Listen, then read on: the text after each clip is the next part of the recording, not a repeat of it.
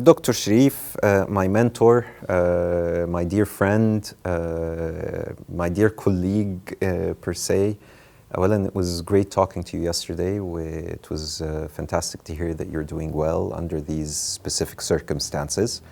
Hi Ashraf, wonderful initiative. Thank you for including me. As usual, you're a creative person who has managed to always adapt to difficult circumstances, and this is a very unusual circumstances that we are passing through today. So my first question to you is basically, how has Corona impacted the dynamics of your work and your business today? What's happening in your organizational format, in your investments, in your companies, in what you do for a living? What's the impact, and how do you see that, the cause and effect and the effect of Corona on that specific industry? I have two business interests. One has been affected negatively, and one has been more constructive and more useful actually, and it fits the situation or addressing the situation that we are going through. So let me start with the bad news first regarding my company. It's a startup. In July it will be 1 year old.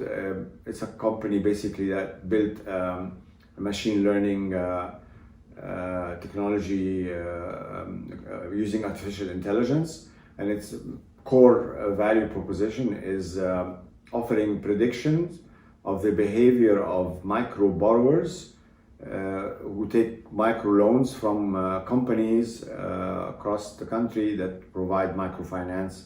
So 2 million of actually clients. There are about, if I remember correctly, there are about 6 million borrowers right now in the market, with a portfolio approaching 19 billion Egyptian pounds. We had come in a good time, that the industry is modernizing, it's growing, competition is expanding. So many of our clients were very happy with the service. We started discussion with several, but now they themselves have been shocked by, or they're taking a serious shock in the market. You can imagine many of these borrowers are micro businesses that will suffer tremendously from the shutdown policies, from the reduction consumption and so on. So they are now struggling. Many of our clients now are struggling to contingency plans, and so they said, Sherif, let's hold a little bit on this, with the exception of two actually that I'm still going along with the testing. At a much slower pace, but it's happening. So on that front, I would have liked to have, because the timing was just perfect and it was about to take off. But that's life. In a way, our good people stay with us. The main capabilities that we need to have, who built the machine, are still there. We let go some of the basic skills that we can do without, but the core team is still there, and they are happy to stick along, and they're committed to the mission of the company, and hopefully we will restart again after the difficult times pass. Which my expectation, it's a completely gut guess, but I think we're talking about September where things will restart again. September 2020. The other business interest I have is an advisory role to a group of business people in Alexandria Business Association. It's an association which I think is the best in the country.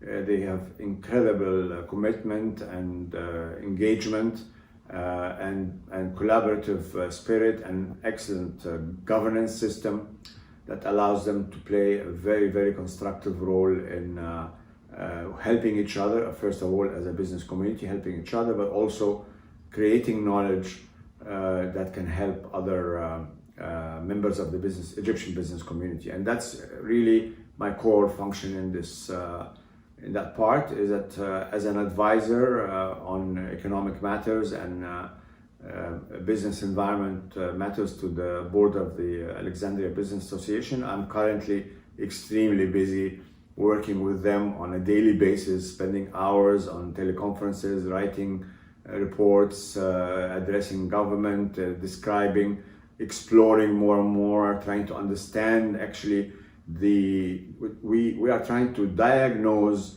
the business community and the different sectors, how they will react and how they will be able to survive and how long and what needs to be done. There are certain success stories, especially, for example, in the transportation sector. You know, Alexandria is a big center for transport and logistics, of course, because of the port. Our discussion with government was very successful. The response of the minister was fantastic. We've had really an amazing outcome in such a fast time to streamline the flow of goods, of basic commodities and essential inputs into the industry. That we're still working on other fronts. There is still the question of labor and so on. That's what I'm involved in on a daily basis. I'm extremely satisfied that this business interest is giving me a sense of purpose and a value that I'm trying to help this country and the Egyptian business community make sense out of all this absurd and unexpected development. And we're still trying to think of ways that are efficient, that close the gap over the period of the struggle or the crisis in the most intelligent way. I mean, business people are extremely worried about keeping their capacity to produce and to regenerate and recover in place, so that once the crisis is over, then the recovery will be good. And that's my basically my mandate that I have been given, and it's become my daily occupation throughout the day. I read, I study, I discuss, we hold meetings. Almost twice a week we have convened with different committees looking at how to deal with, there's also the technology aspects, how can leverage technology, e-payments, teleconferencing, all kinds of automation and digitization. It's a fascinating experience, despite of the very unfortunate tough crisis. But it's a fascinating experience to try to see. It's putting business to the test, really, and I feel that I am there to support and to help and leverage my experience in that field to the best way possible. So in a way, it's satisfying. Hopefully, it becomes not too long. I'm optimistic, provided the response of business and of government combined are well thought, and most important of all, I think right now what I have learned from this experience as a business is resilience is going to be the key factor, the key feature or quality, I would say, the key quality that companies will have to build for the future. Because we have a crisis now, we had a crisis 2008, the world is interconnected. It is all about resilience, because one crisis that happens in one part of the world affects the entire world. We have seen this so many times in the last 20 years, and globalization has become so entrenched in our business affairs. So my message right now to the business community, it's about resilience. We spent decades thinking of efficiency and productivity. We looked at automation, digitization, all of the innovation in business, which I witnessed some of, was focused around productivity and efficiency. I think the future, and that's what I'm committed to personally, to work on and to deepen my knowledge of, is about resilience. How can business become more resilient in a way that enables it to take shocks that can happen anywhere beyond their control? And in that sense, that part of my business interest is very rewarding. Again, thank you for the opportunity. I'm looking forward to hearing others as well. I'm always interested in learning. This moment, this time we're passing through is all about learning from each other. So I am keen to hear the rest of your participants. I will always be grateful for the opportunity to be a member of this wonderful community that you are building.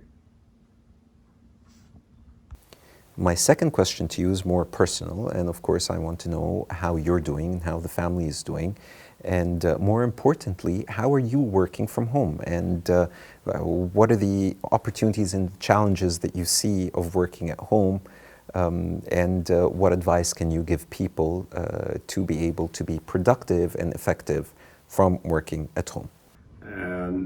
Actually, my business is a service business. Not many people can do or can be in the good position of being able to do the work remotely like mine, because in the service business it's possible. Lawyers, accountants, consultants, I'm in the service business, so it's easy to do it from home. But I think the challenge for us, for all of us, need a balance of intellectual stimulation, social interaction, and physical, of course, fitness and physical activities.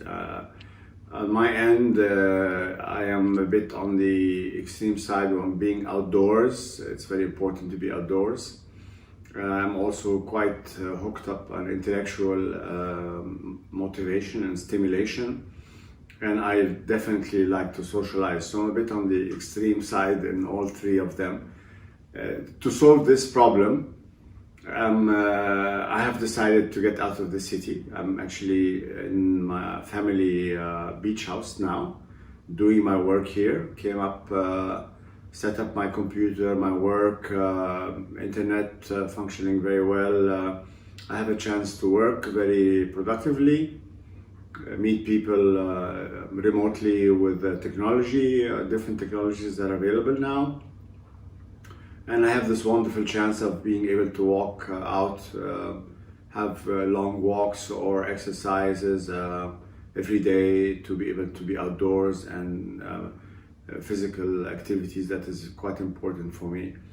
The socialization is the one I miss a little bit, but I'm lucky because my daughter, who is studying in London, is in Egypt, and she's decided to join me. So that's quite a relief that I'm not alone. I'm a single man, so having my daughter with me is a fantastic balance, and she's quite an interesting person to talk to. So the combination overall is working out for me. I think the most important thing is that one has to remember this is not a forever change. We value now more the opportunities that we used to have and take for granted, like being in clubs and socializing and having the opportunities together with friends and go out for dinners. And we're lucky that this is not going to be the final form of our lives, but it's an experience which I find telling, and I'm learning a lot to value the normal life that I used to have. I look forward to having it back, but meanwhile I'm doing the best of the very, very unusual moments, period that we're going through with now. My third question, of course, this comes back to the economist in you and the economic guru that we know that you are. What are we expecting? A lot of people are asking me, what is going to happen post-corona? Of course, nobody can specifically answer that question, but I would love to know your insights of how you foresee a post-corona era. Will humanity forget, or will this really alter the way that we do business, trade, and the whole dynamics of global economics? When I think about the economy, it's a very complicated question that it's difficult to put our heads around it really, and every day we're learning something new. But I arrived at a structure based on which I am searching and reading and looking at reports that are coming out every day. This structure is basically, if we want to understand the future of the Egyptian economy and the global economy, we have to consider three important stakeholders that are going to be affecting the way the economy develops. First, of course, is the business community, the companies themselves. Second is the government, of course. And then there is the global community and how it will respond, the global economy, because now Egypt, like every other country in the world, it's linked to the global economy. So let me start with the business community. The business community, I have been in discussion literally on a daily basis with the members of the Alexandria Business Association, plus many others in Cairo, trying to understand what are they thinking, what are they considering, what are the assumptions that they are taking into account when they are planning and looking for the future of their business till the end of 2020. The biggest question, of course, is how long is this going to last? The answer is we don't know.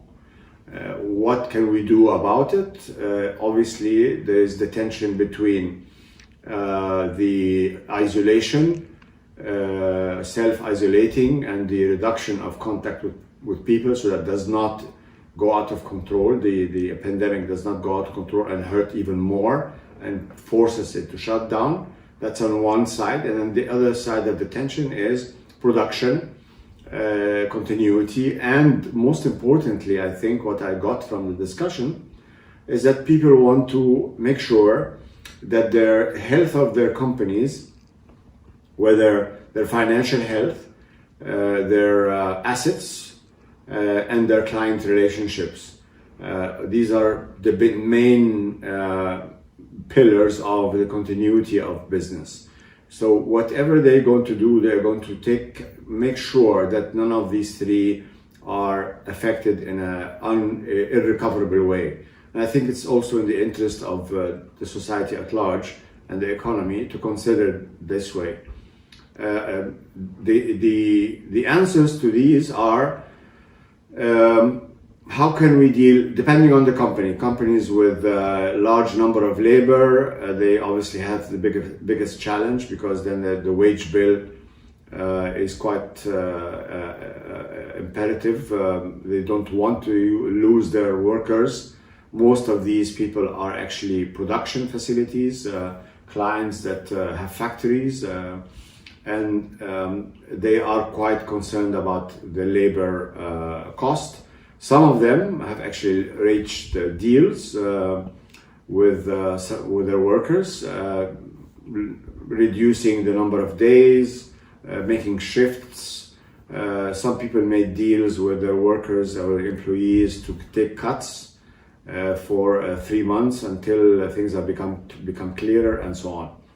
The other thing is obviously the liquidity situation of there are lots of problems with clients that are unable to pay. Companies have liquidity shortages. It seems that the banking initiative, the monetary policy initiative that the government came up with, is working for some but not for everyone. So we have to think of alternative liquidity solutions. And then finally, the assets. Obviously, the real estate market is going to suffer dramatically. The values of the assets are going to go down, whether these are machinery or buildings or offices or whatever, depending on the business. They all have fixed assets, and that will reduce their ability to leverage, to borrow, because as collateral, the value of their assets go down. That is going to be a big challenge. We don't have the answer yet, but this is a question that has to be taken into account. Borrowing, there are limitations on it, like I said, but it's not the end game. Now, regarding government, government is in a very tough predicament, the Egyptian government in particular. We have a situation where we made a major, brave, and necessary macroeconomic reform in 2016, which is now put us in a much better position than we were before. Actually, some of the capacity of government to finance the initiatives that they have put on the table comes from the fact that they have consolidated their fiscal conditions or fiscal position by controlling debt and reducing deficit and so on, which allows us room to spend, to make some public spending. But unfortunately, the government is going to face a tremendous challenge, because 2019 was the beginning of the recovery after a tough time where inflation, consumer spending was down. We suffered 2.5 years of very tough conditions, and the government was spending, driving the growth of the economy through the big investments and so on. And then they started shifting their policy right now into private sector-led growth. What are we going to do with the growth this year? The revision of growth rates are already down. I suspect that they're going to continue going down because of the reduction in or the shrinking of the domestic consumption, which then will also bring along a shrinking of private sector activity. So what does that mean? That means that we're going into a new fiscal year of 2021. Revenues from taxes are going to go down, definitely, because profits, we should not expect companies to make profits. They were just beginning to make profits in 2019. They have to pay their taxes for 2019, but they want the liquidity so that they can survive. So the government is in a very, very difficult predicament. I think we have room a little bit for more borrowing. The Egyptian economy is in good health. Actually, compared to many other emerging economies, it is an attractive economy to lend to. The question is, where do we borrow from and for what term? There's also the question of how to consider now the option of long-term borrowing.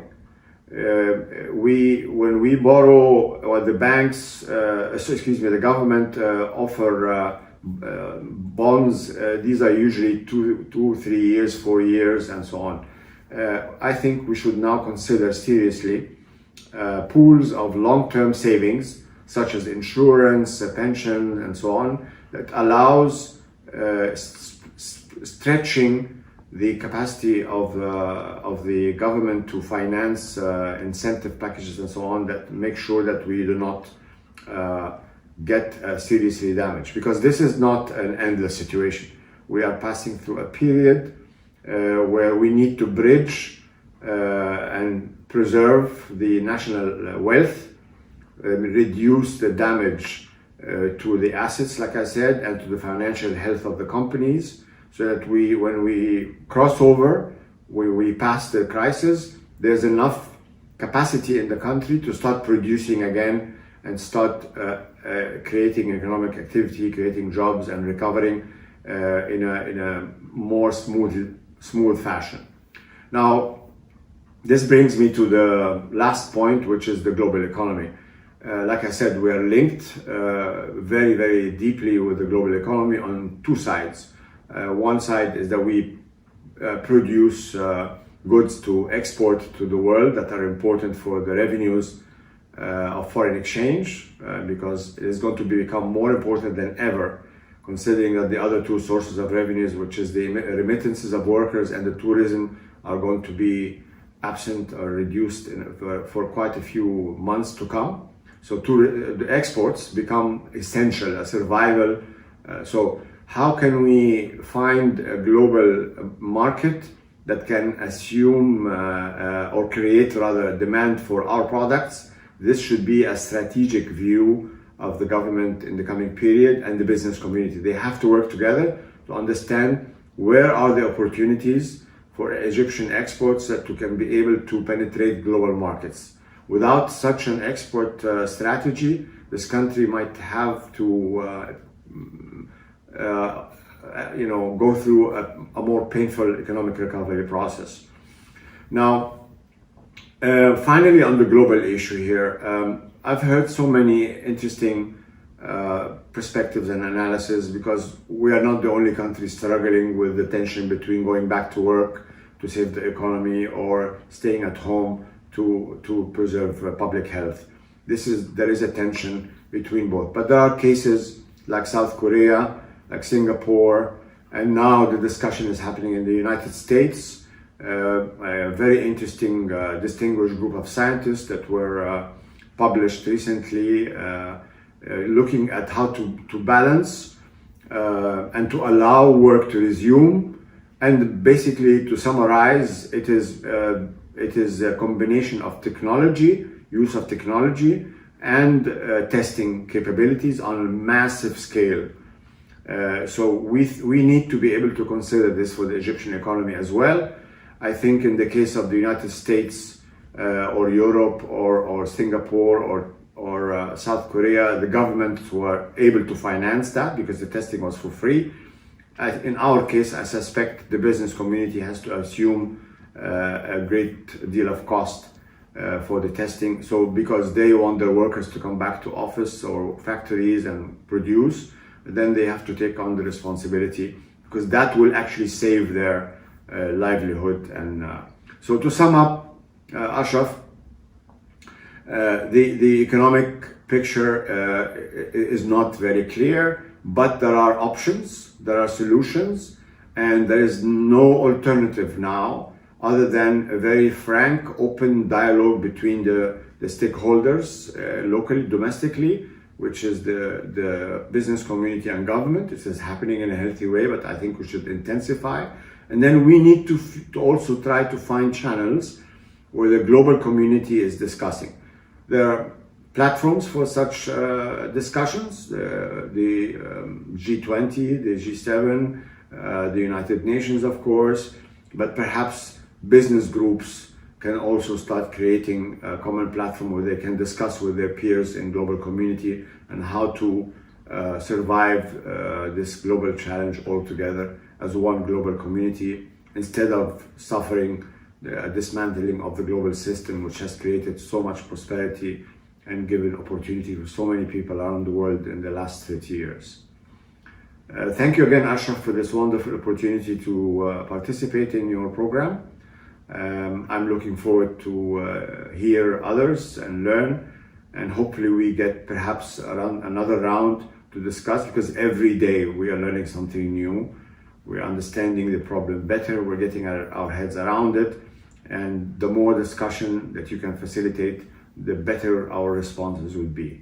Good luck for that, and I look forward to watching many of your other participants' contribution. So Sherif Bey, بشكرك تاني, و thank you very much for accepting to participate with me on this. Thank you, and best of luck, Ashraf. I am sure this will work out very well, and many people will give you some interesting things to share. And I want to be able to listen to other people, to learn, and to have this intellectual stimulation from this exchanges that you will have with other people to help us see how different solutions or different arrangement we can come up with. Maybe I can learn something new as well and introduce it to the way I'm doing things. All the best until the next time.